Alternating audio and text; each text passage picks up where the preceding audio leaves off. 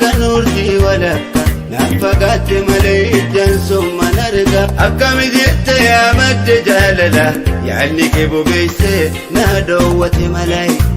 yenna aduun baatee ittuma jirtutti qilleensa bubbisuun lafaaf saamaa itti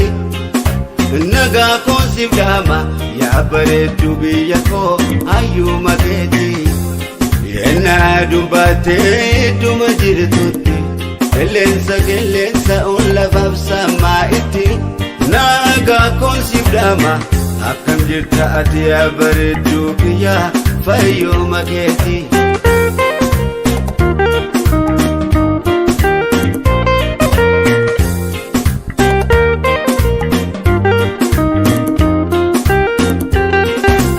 jaalalli keetti na hidhate kophaa koona baase na marachuu barbaade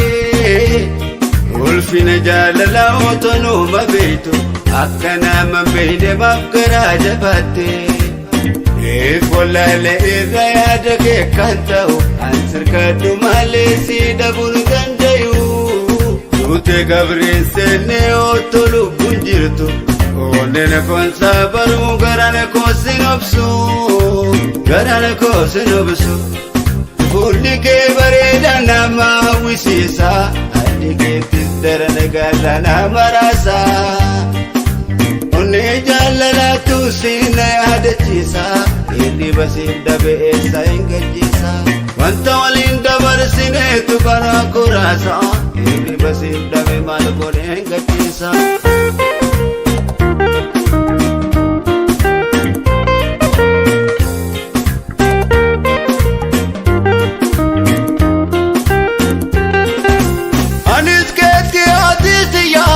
qalbiin faffacaasin tokko taanu wayyaa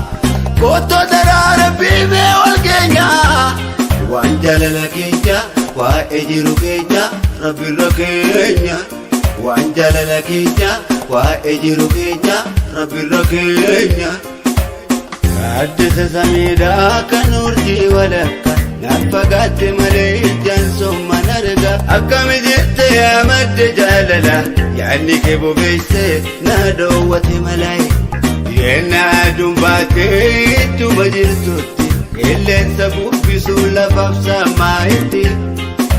nagaa koonsiif dhaama yaa bareeddu biyya koo hayyuma keetii yenna aduun baatee ittuma jirtutti qilleensa un lafaaf saamaa itti nagaa koonsiif dhaama akkam jirta ati yaa bareeddu biyya fayyuma keetii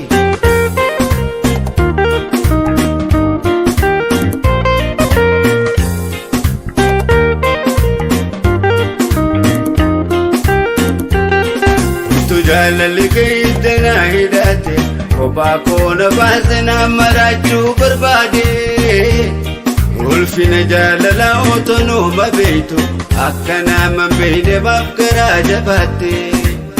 eefollaalee irra yaada kee kan ta'u an sirkadhu malee si dhabuu dandayu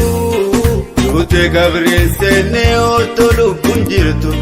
onneen koonsaa baruu garaan koosin obsu garaan koosin obsu fuulli kee bareeda nama hawwisiisa addi keettis darana gaala nama raasa onnee jaalalaatu siina yaadachiisa hirriba siin dhabe eessa hin gajjiisa wanta waliin dabarsineetu karaa kuraasa hirriba siin dhabe maal godhe hin gajjiisa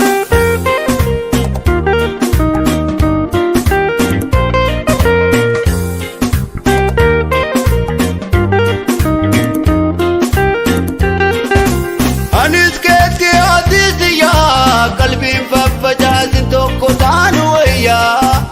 koottoo daraara biimee wal keenya